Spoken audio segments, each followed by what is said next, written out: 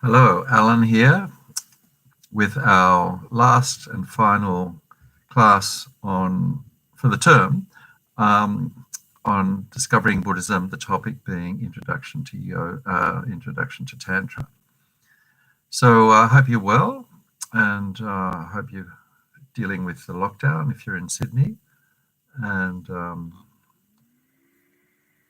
so basically today I'm just going to review the things that we've done in the past 3 weeks, really, and also go through the questions from two of the questions from the materials.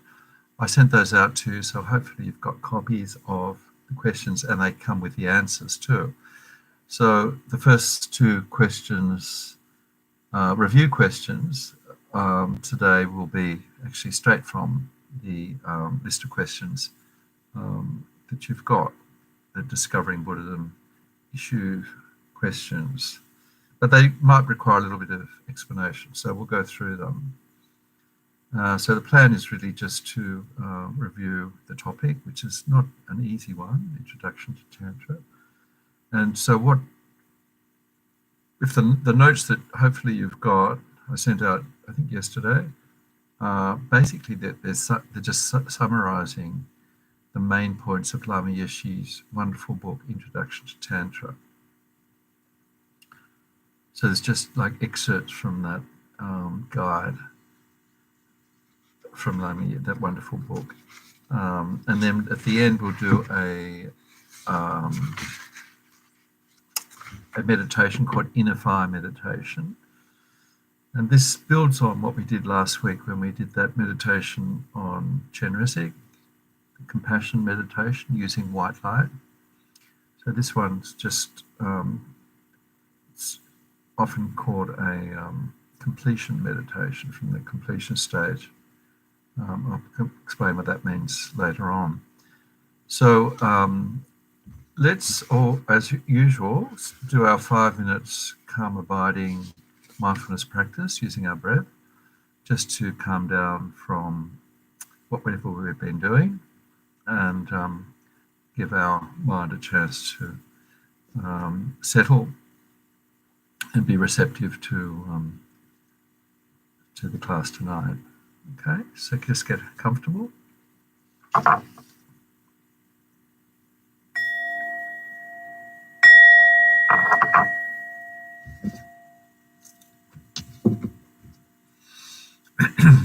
Okay, so let's bring our attention into our inner world.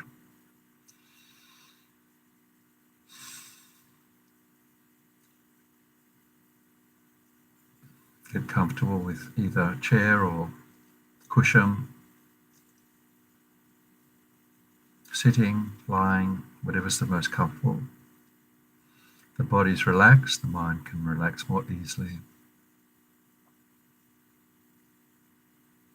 Just adjusting our motivation, a moment to appreciate the great opportunity we have to spend this hour or so studying the Dharma,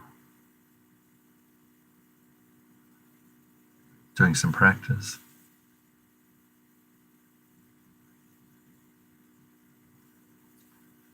Having the opportunity to develop our understanding of the incredible teachings of the Buddha. And our motive is always not just for our own benefit, doing these studies and practices, but to benefit other beings. The Mahayana motivation. Now just coming into our body, making sure we're evenly balanced on the chair or the floor, and just gradually breathing out all the physical tension of the body, the holding on. Also using the out breath to breathe out the busy, distracted mind.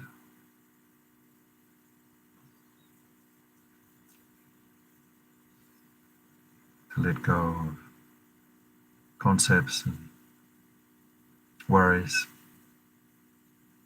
planning, memories, using the breath to simplify our mind. The very physical coming and going of the breath. All we do is watch the breath.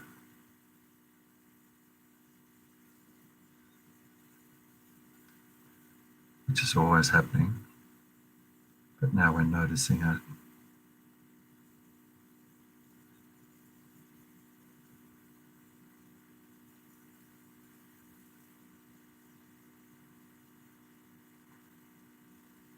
We're mindful of that movement of the body with the breath.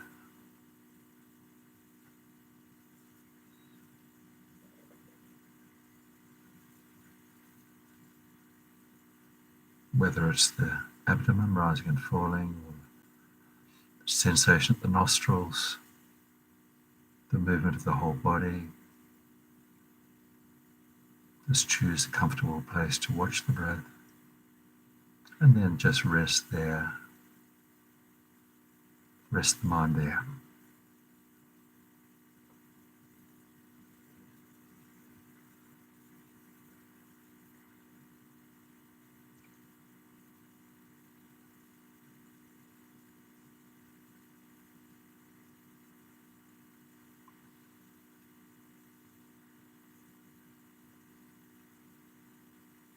And then occasionally we just check to see whether we are actually still on the breath.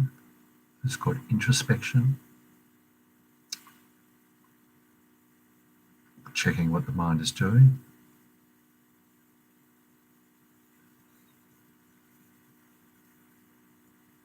And when we notice a distraction that takes the mind off the breath, we just rejoice that we found that distraction, we noticed it, and gently, patiently come back to the breath again and again.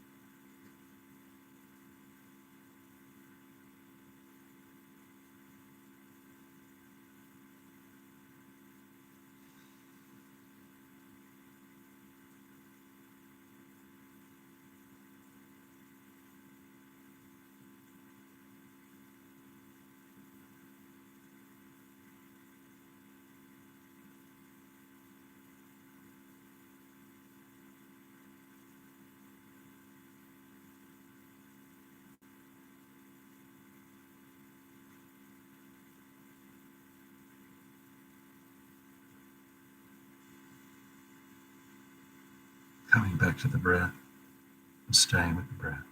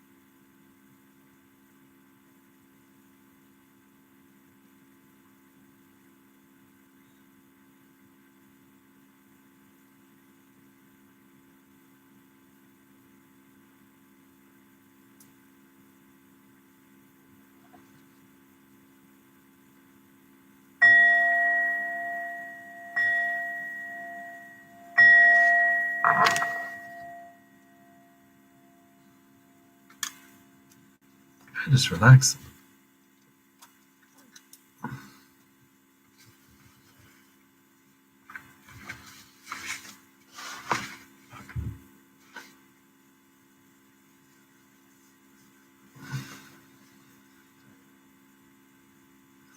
Okay, so let's just, I've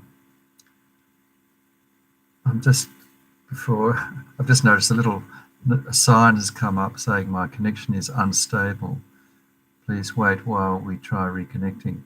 Hopefully we are still connected and will stay connected. Nothing much I can do about that. Probably because we've got lockdown in Sydney, there's a great strain on the NBN. I think that's probably what's happening. So we'll just hope for the best. We'll keep going. All right, so let's have a look at these questions. They quite demanding questions, but fortunately we've got some guidance in the answer guide that I gave you. First one is a quote from Naropa about guru, the role of the guru in Tantra. The great Indian master Naropa said, if it wasn't for the guru, even the names of the enlightened beings would not exist. So explain this quotation in terms of the connection between the practice of deity yoga and guru yoga. So what's the role of the guru in these concepts of deity yoga and guru yoga in Tantra? So there is an answer there in, it's question 4 in the list of questions from the Discovering Buddhism assessment questions. And so as we saw in the last couple of weeks, that there are these requirements that we have to have before we can actually practice Tantra properly. And the common ones are the 3 principles of the path: renunciation, loving kindness, compassion, and wisdom. That's the understanding, wisdom realizing emptiness. So having some understanding of what those concepts are: renunciation, bodhichitta, shunyata, or emptiness. But then there's the uncommon preliminaries, which is basically getting an initiation from a qualified guru, and then that gives us permission to study that, to enter the world of that particular deity. So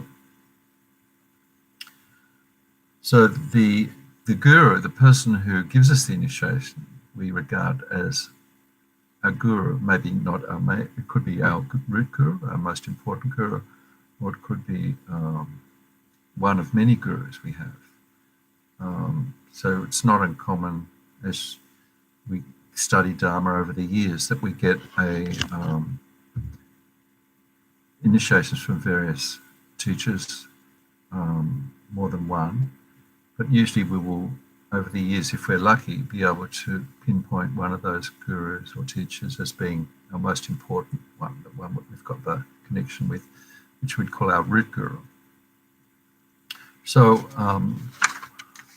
so we need that empowerment from qualified master, and that empowerment gives us permission to study the sadhana, which is the like a written set of prayers and so on that has been written by a qualified master. It could be Lamrim Karpo. So that gives basically what we do to practice that deity, how we visualize the deity. If it's Chenrezig, then we can visualize. We're told, what the form of that deity is. Is it got 2 arms, 4 arms? Is it sitting, standing, whatever?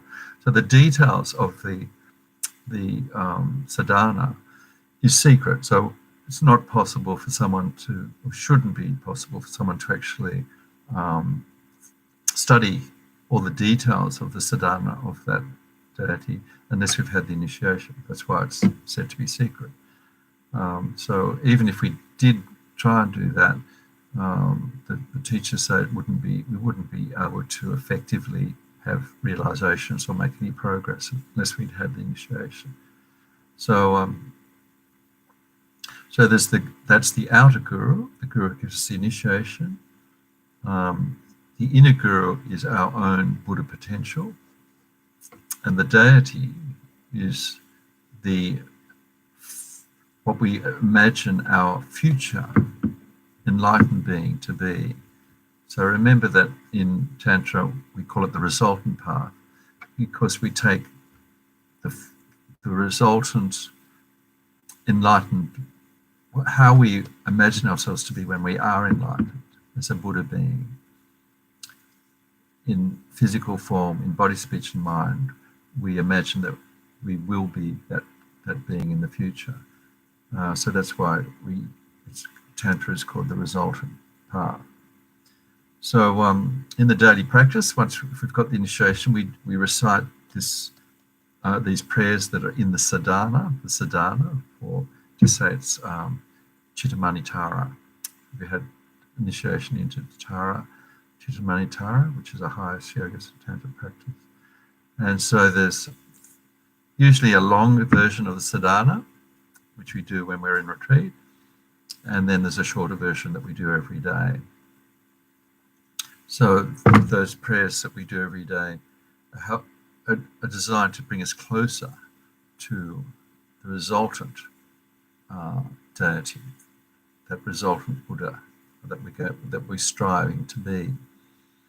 And so we have various prayers we say, we visualize various aspects of that deity, and then we usually recite a mantra, because the mantra is the sound of the deity, which allows the mind to connect with the deity.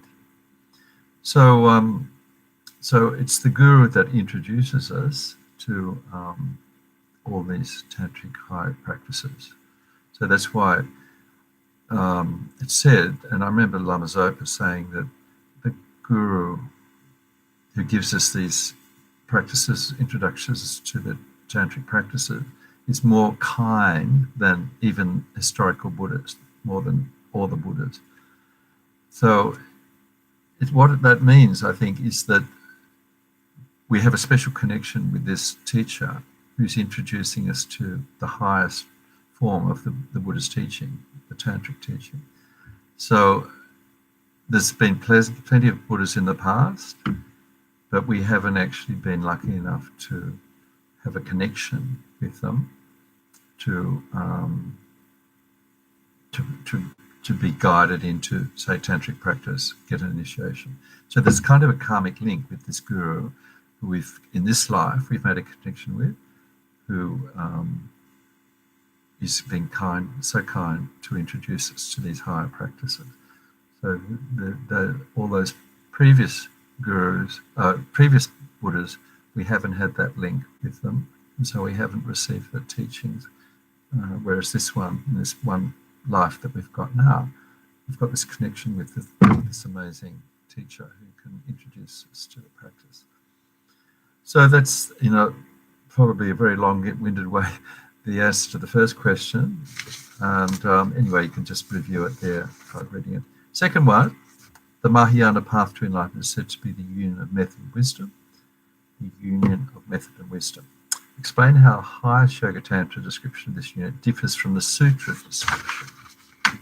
So, again, this is in the answer guide there, the last question, question 6. So if you remember the sutra path, which is also a Mahayana path, and we have to study the sutra path before we can make inroads into the tantric path. So the sutra path uses the union of method and wisdom, and that is compassion and wisdom. Compassion and wisdom. So those two wings of the bird, the compassion, we need to develop what's called Bodhichitta, ultimate compassion, unconditional love and kindness, and compassion for all beings without leaving out one. And then we also, that's the loving, the compassionate aspect. And then we also need to discover the nature of reality, the wisdom realizing emptiness, that all phenomenal existence, outside world, and also who we are, lacks inherent existence. So we need to understand the way phenomena exists, including ourselves. So these two practices, wisdom, the nature of reality, and compassion for all being, are studied separately. So each one supports the other. So we use compassion to develop loving kindness for all beings, and that, combined with that, we look at the nature of suffering, and we realize that beings like ourselves are suffering the three types of suffering. And so once we realize that, that these beings are suffering like us, we want to find out what the causes are, karma and delusions. And the delusions particularly involve the ignorance of understanding how things exist.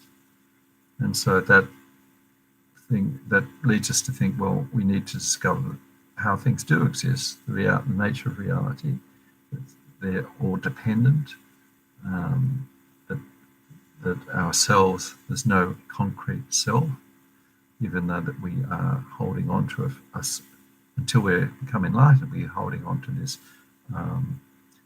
hallucinatory self that we feel is very concrete and exists. So these two things, wisdom and compassion, go hand in hand. So they're not. So we slowly develop understanding of wisdom, and we slowly develop more and more compassion for other beings. So this is not something that we do at the same time. Whereas with Tantra, there's a different approach. So instead of the two wings of the bird being compassion and wisdom, we use wisdom, focuses on wisdom realizing emptiness, and we use this to focus on how the self that we grasp onto is empty of inherent existence. So we're using that very concentrated mind that we get in shamatha practice to focus on how, when we're doing meditation, we're doing our meditation practice, we focus on that, use that sharp mind to penetrate and get insight as to how we exist. So we use this wisdom realizing emptiness at the same time as we imagine ourselves as the embodiment, the future Buddha that we're going to be. This is what what Guru Yoga and deity practice is. So from what we just mentioned about Guru Yoga and deity practice, we visualize our future enlightened self as the deity, and we focus our mind using our concentrated wisdom on that future visualization of our future Buddha nature, our future Buddha, body, speech, and mind. So this experience, simultaneous experience of method and wisdom, is called the union of illusory body and clear light. So the illusory body is our future Buddha body. Illusory body is the future Buddha body that we imagine we're going to be in Tantra, and the clear light is this wisdom, the mind of the future Buddha. So the future Buddha we're going to be is what we're resting our mind on. the same time. So, so as just to quote the answer guide there, only Tantra has the means for generating simultaneous experience of method and wisdom, most powerful path for achieving full enlightenment of the Buddha. So let's move on to the actual tonight's basically content of tonight's teaching. So really, it's not going to take long because I'm just going to paraphrase what I've got in the notes, which is basically how Lama Yeshe describes the Tantric Path. So you'll see there, overthrowing the tyranny of ordinary appearance is the heading. So the aim, the first step in tantric practice is to realize that we have a very limited view of ourselves, and we're holding on to our ordinary, that we are ordinary, this concept that we are ordinary, and the world is ordinary. It's sort of like the identity that we've obtained from birth. We've got a certain name, we grew up in a certain family, we got a certain education, and slowly we would build up this story about ourselves.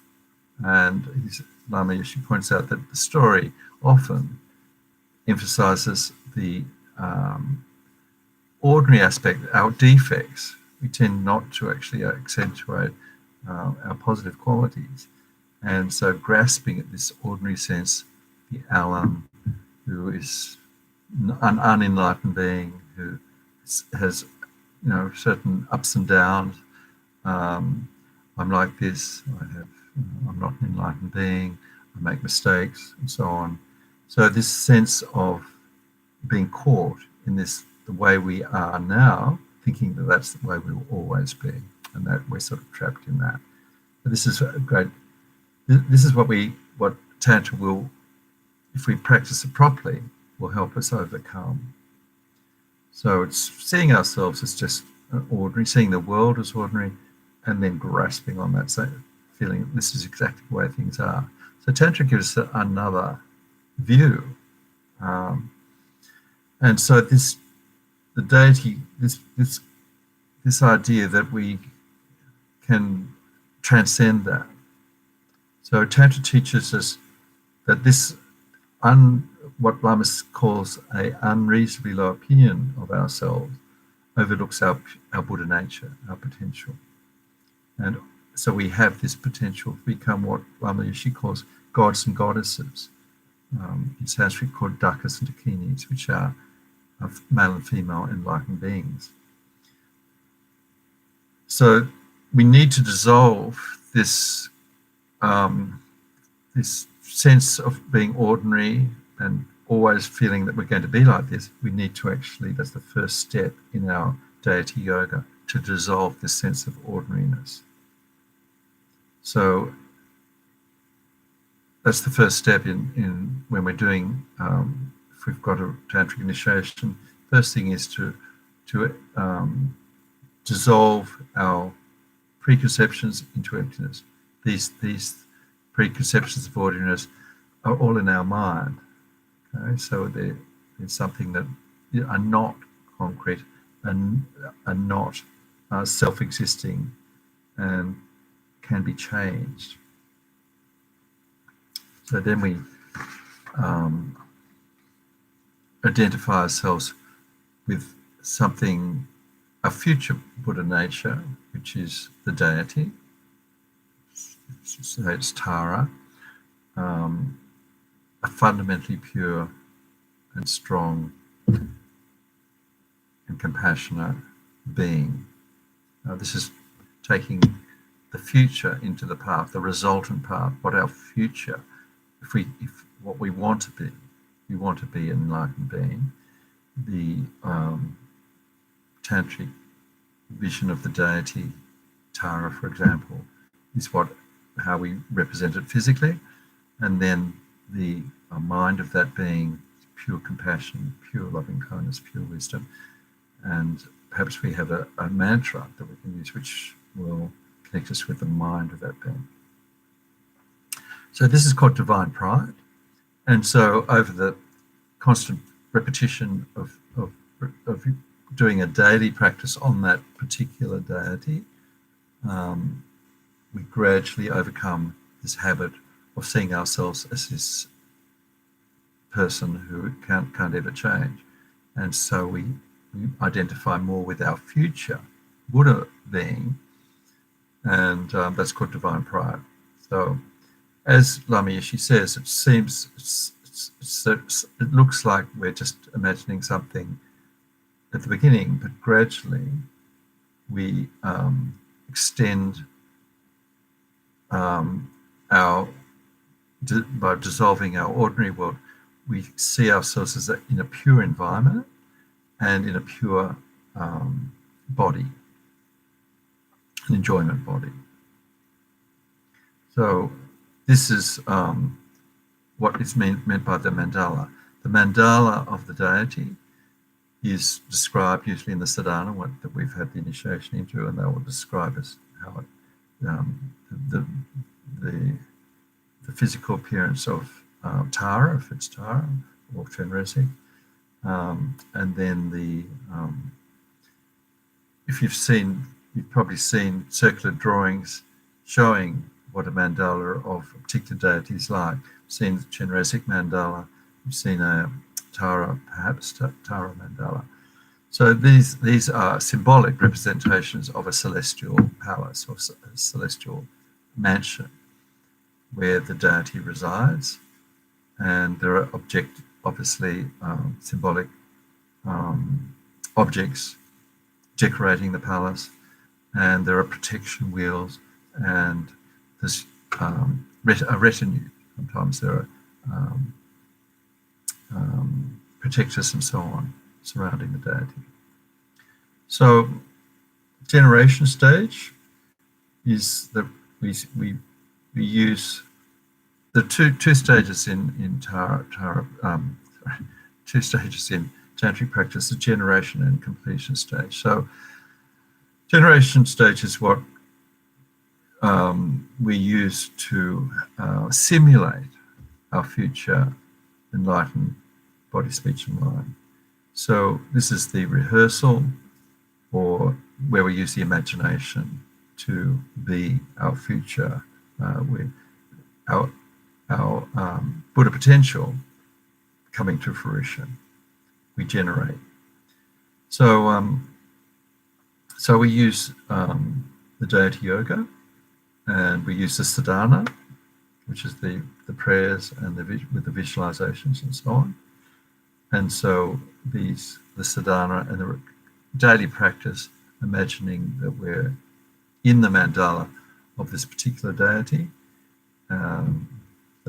That's visual.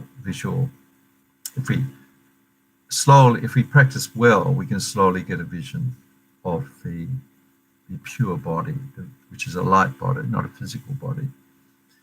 And we can use mantra to help us connect with the deity, and we can use our mind to imagine the blissful feeling of that deity.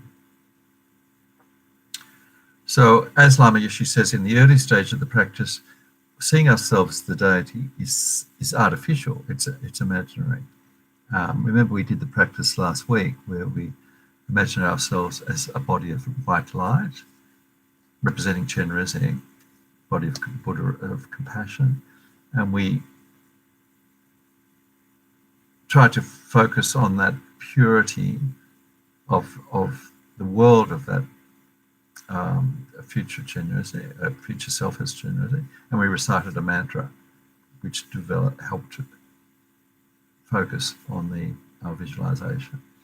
So there is imagination involved, and so he says, as we persevere in these repeated visualizations, mantra recitations, and so on, we'll actually gradually go from an imaginary world, an imaginary future Buddha, to actually becoming that future that we've been imagining.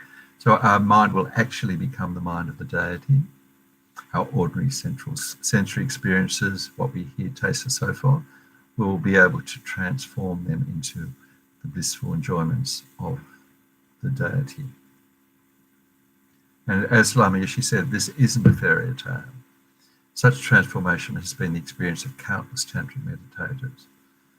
And so there's no reason why we can't, with perseverance and the right conditions and effort, we can experience this transcendental change.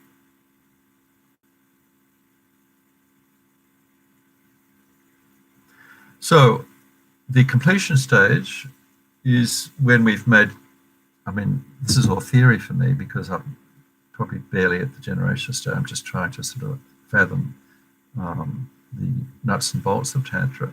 But so for those great practitioners who progress and transcend their ordinary appearances, and as Lama Yeshe says, become the deity, they enter what's called the completion stage. They're becoming very adept at the tantric practices, and they're actually able to transmute all their experiences, not just experiences sitting on the cushion, but their worldly experiences into the experience of the deity. And that involves seeing everything as bliss and wisdom. Bliss and wisdom.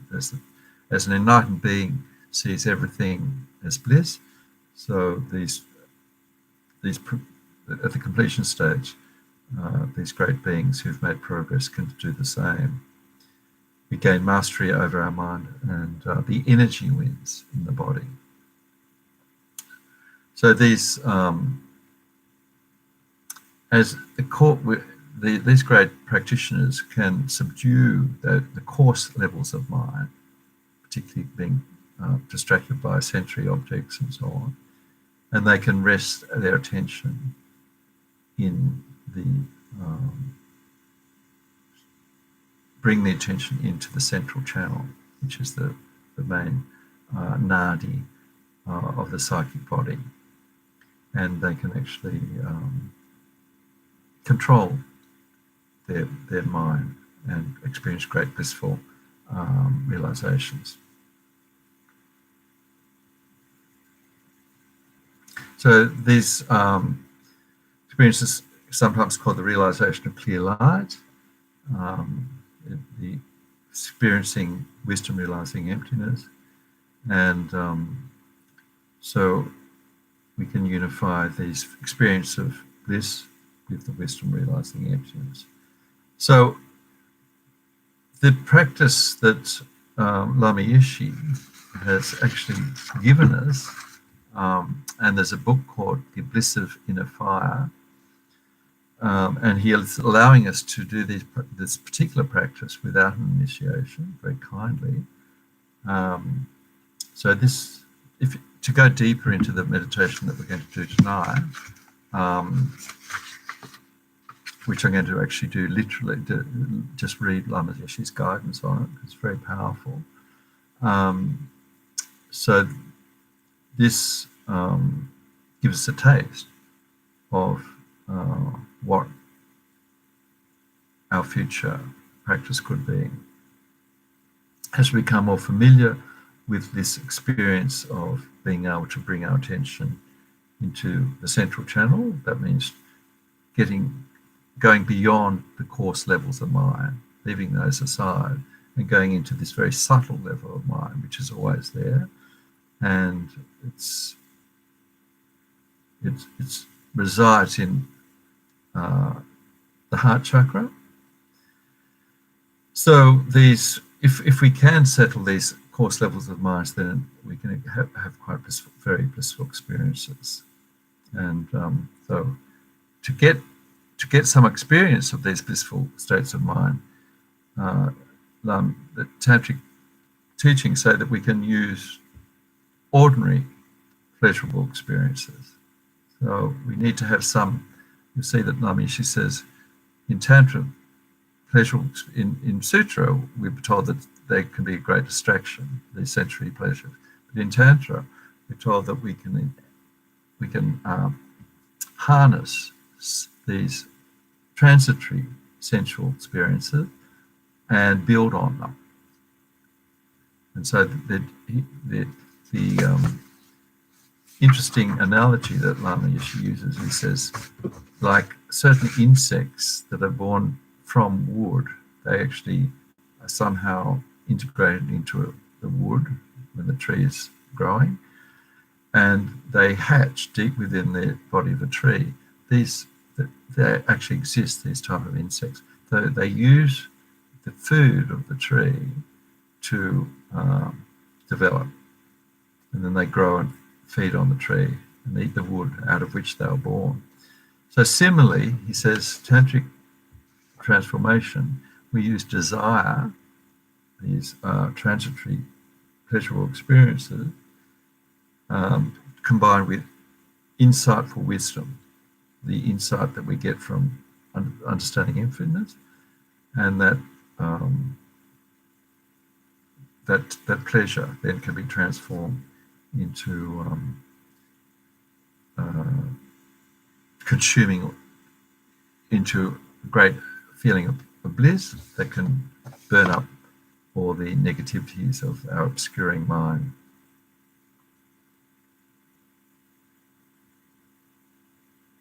So what I'm doing is just, I'm on page 4.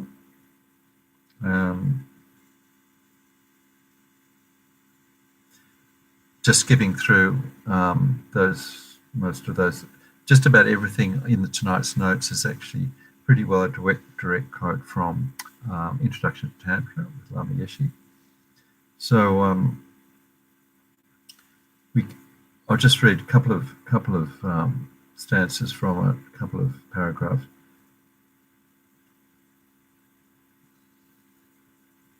According to Tantra, we cannot hope to attain our goal of universal and complete happiness by systematically making ourselves more and more miserable. This is contrary to the way things actually work. It's only by cultivating small experiences of calm and satisfaction now that we'll be able to achieve our ultimate goal of peace and tranquility in the future. Similarly, it's only through skillful use of desirous energy and by building up the habit of experiencing what we might call true pleasure that we can cope to achieve the everlasting bliss of joy of full illumination. Full illumination means Buddhahood. So, just a very sort of minor example, I suppose, of this is if we have a really good experience, a good meditation session when we're just doing mindfulness practice, just watching the breath, and sometimes we get a taste of that stillness, that tranquility when the mind is calm, and it's very pleasurable and blissful. And so it just gives us a taste that will bring us back to do more in the future. Okay, so if we just have constantly miserable experiences doing our breathing meditation, it's very difficult to get motivated to come back and do more. So some kind of taste of pleasure or blissful experience is what Lama Yeshe is talking about here in our practice. And from that, we, without grasping onto that, wanting more of it, but seeing that as a way forward, we can make progress.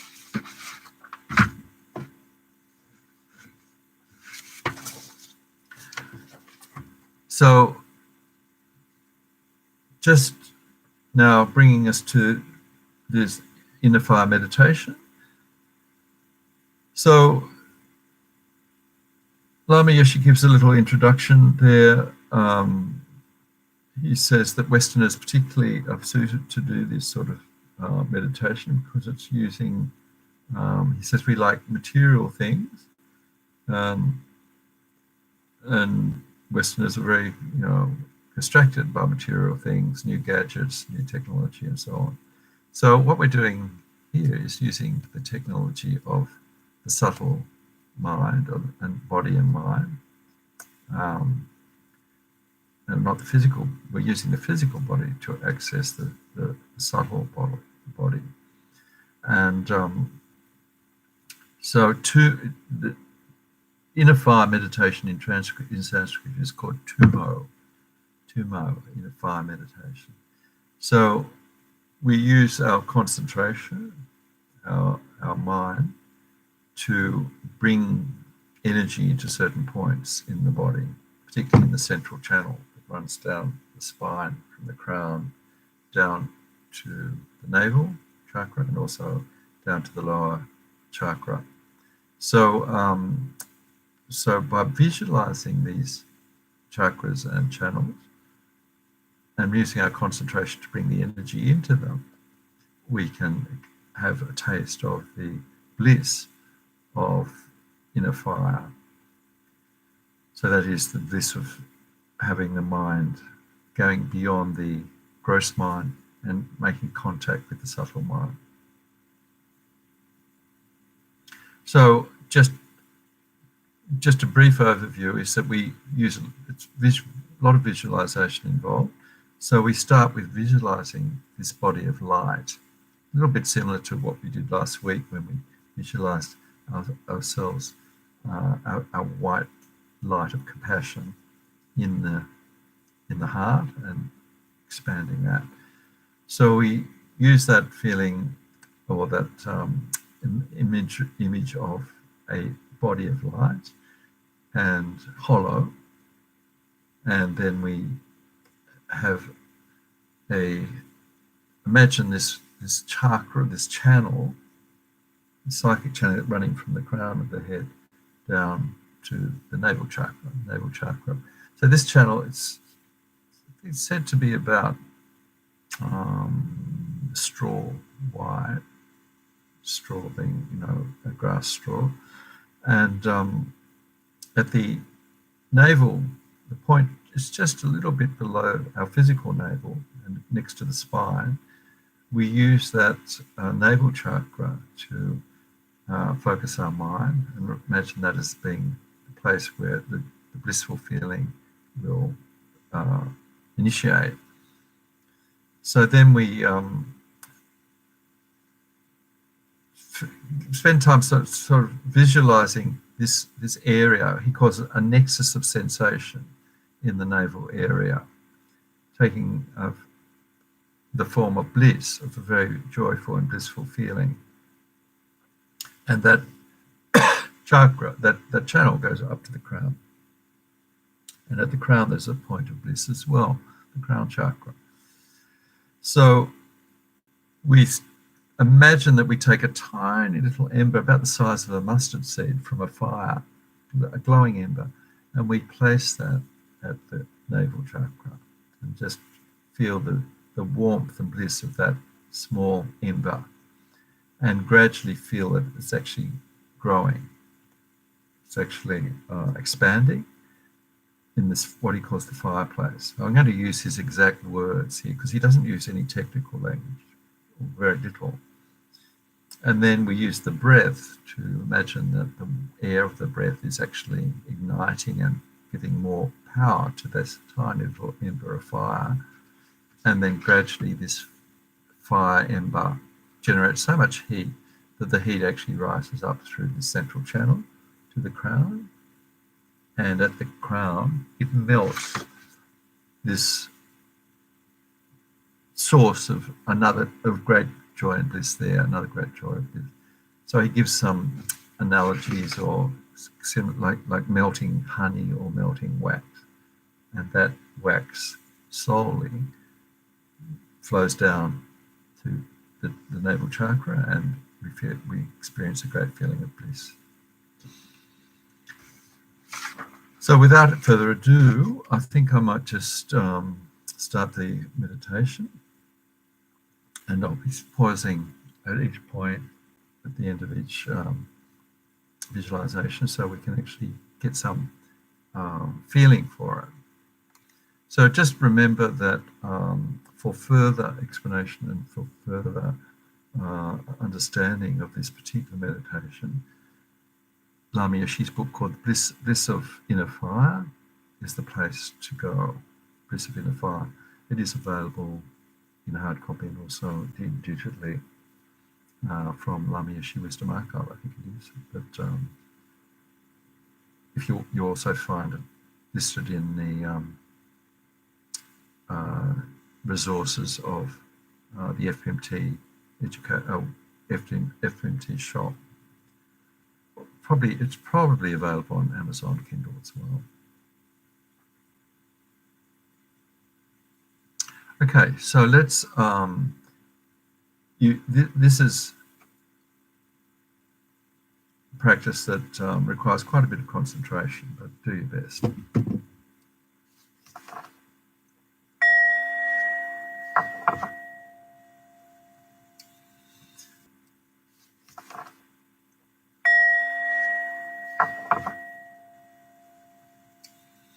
So let's now begin by just coming back to a few minutes of breath meditation, calming the mind, focusing on the physical sensations of the breath.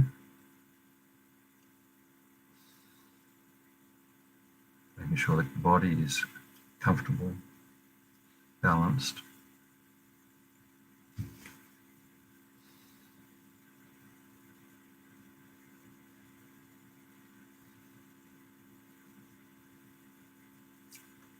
And just allowing our body, speech and mind to come back to its natural state.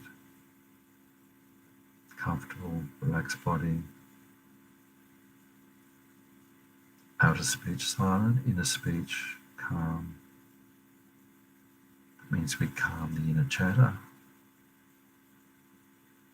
Calm the concepts and distractions of the mind. And experience that sense of stillness.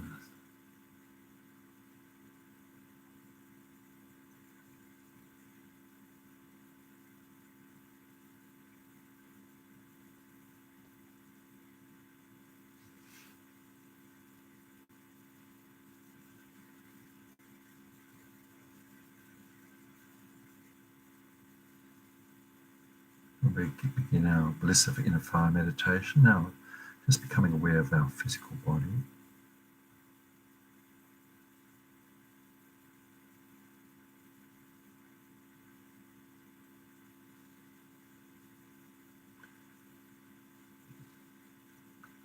Then imagine this physical body of blood, bones and cells as actually dissolving that concrete notion of the body into a body of light. The body is hollow, without obstruction.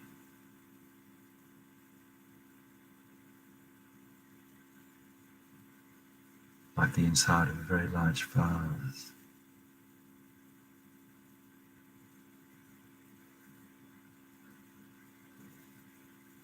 Feel the flow of energy and wind in the body. This body of light, completely free of any obstruction, any tightness, any holding on. Body of light, clean, clear, non-material.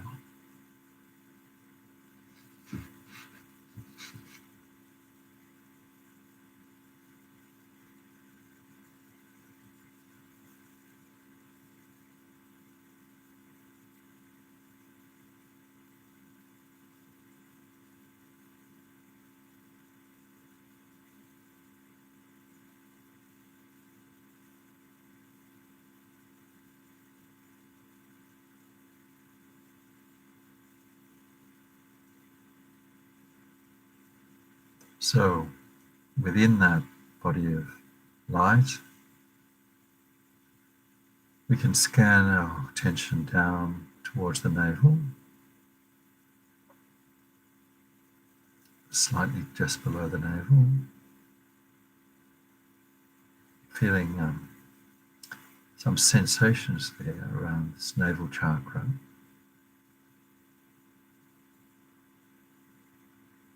Like an energy center there.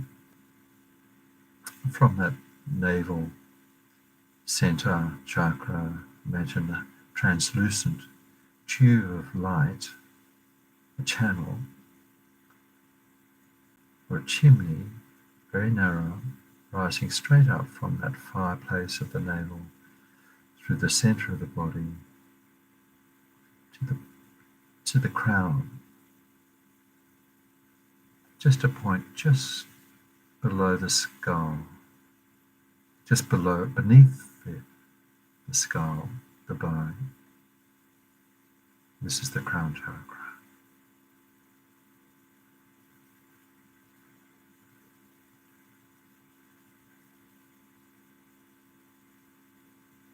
At the crown chakra, there's another nexus of sensations, energy center.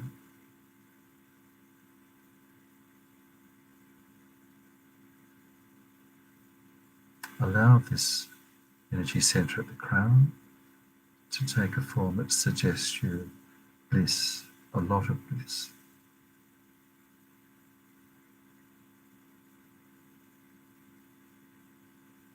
A small lump of marshmallow waiting to be melted, a tiny bar of dark chocolate that will confer bliss, or a piece of beeswax saturated with honey and sweetness.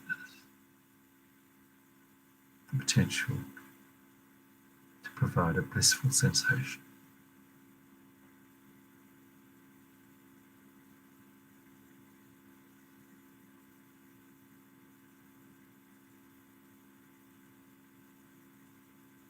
Now we bring our attention down again to the fireplace of the navel chakra, imagining picking up a pair of tongs, imaginary tongs from a blazing fire, taking out a tiny glowing ember from that fire, and with the tongs placing it in the center of glowing, about the size of a mustard seed.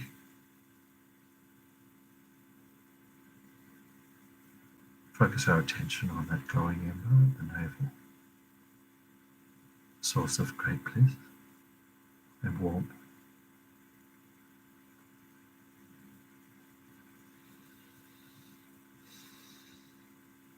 While we focus on that image of the burning ember at the navel, focusing on our breath.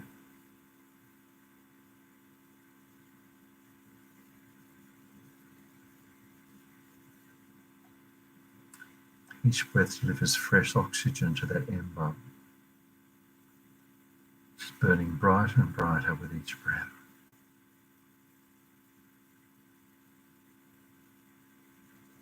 The heat is increasing and spreading with each breath.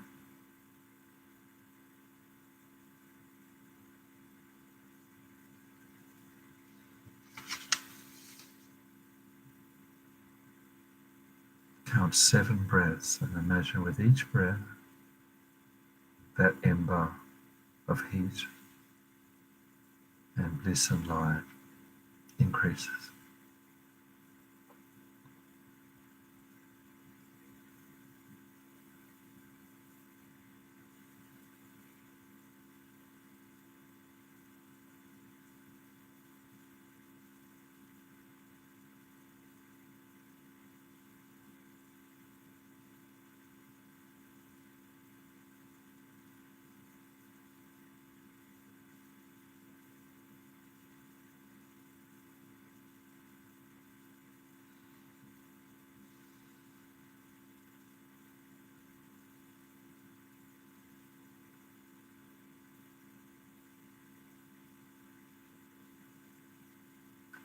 At the end of the 7th breath, we now imagine that ember bursts into flames, and that heat and light of the flame shoot up that channel, the chimney,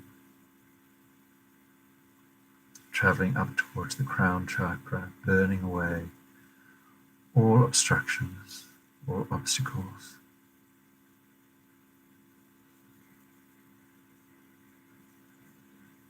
And slowly traveling up that central channel, generating heat and bliss.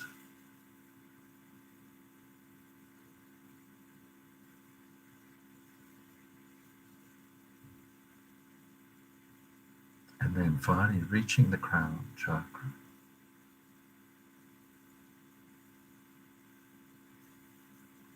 that honey of the Crown Chakra melts and flows slowly down the side of the chimney, the channel,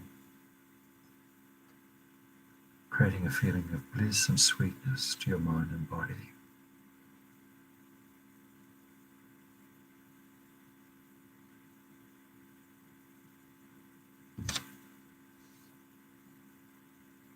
Experience that feeling of sweetness, bliss, and warmth as that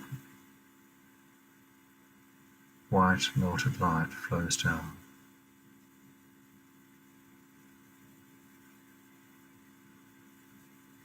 Slowly slowing down towards the navel.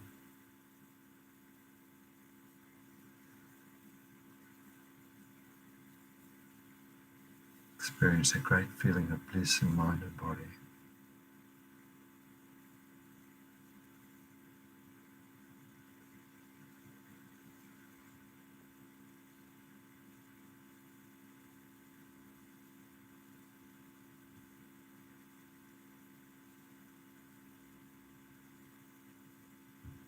Gradually that melted white nectar meets the navel, and there's an explosion of bliss and joy. This heat and blissful feeling and sweetness fills every cell and atom of the body, pervading our body with bliss. Staying with that feeling, bliss pervading the body and mind.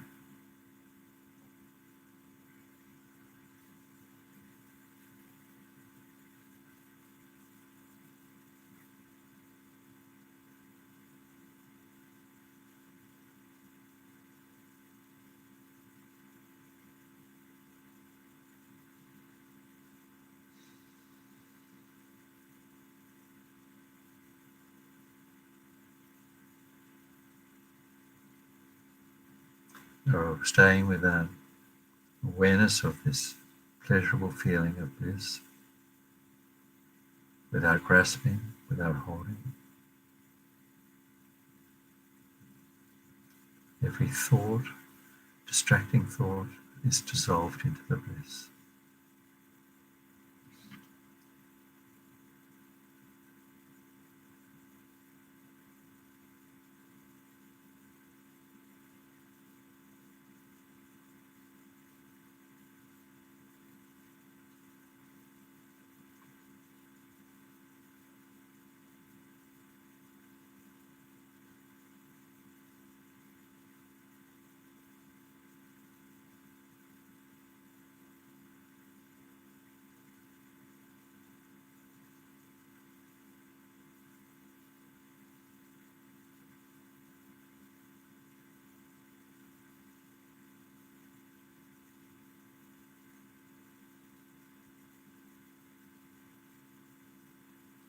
If we have this feeling of bliss, truly experiencing it, also we release any craving to continue it.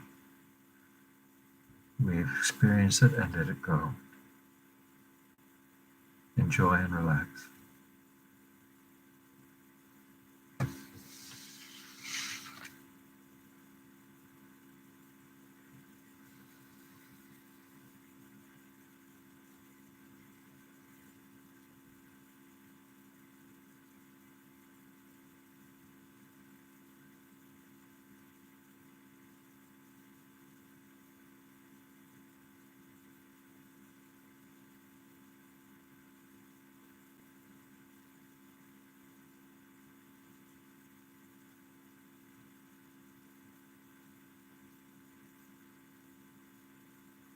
And so at the end of the practice, we can dedicate any positive benefit to our mind, merit, towards our understanding of tantric practices, our experience of tantric practice and their potential great benefit to progress along the path to full enlightenment.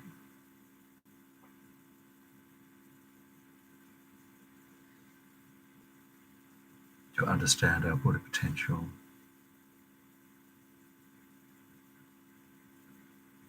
understanding deity yoga,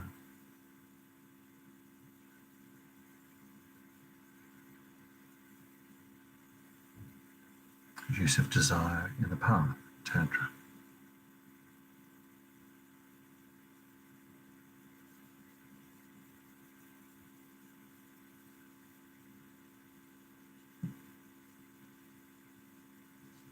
And to conclude, I'll just recite Lama Zopa Rinpoche's special dedication for the pandemic, particularly now that we are in the midst of lockdown in Sydney.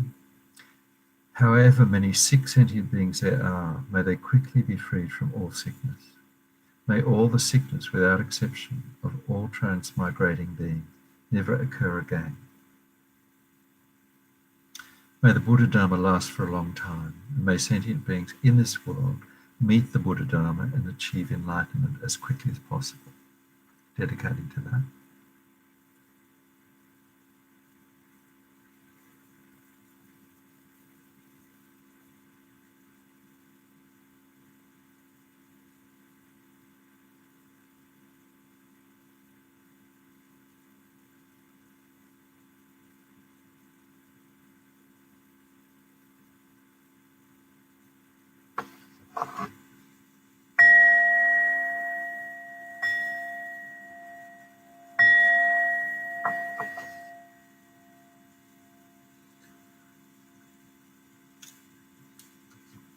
So thank you so much for being there,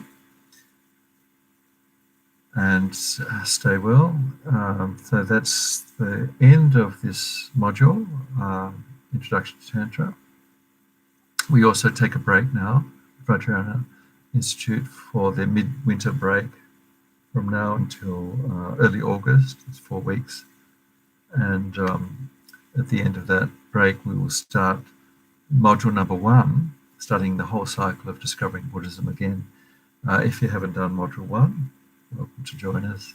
It's called Mind and Its Potential. If you want to do it again, you're welcome to it. So until then, stay well and happy meditating. See you next time.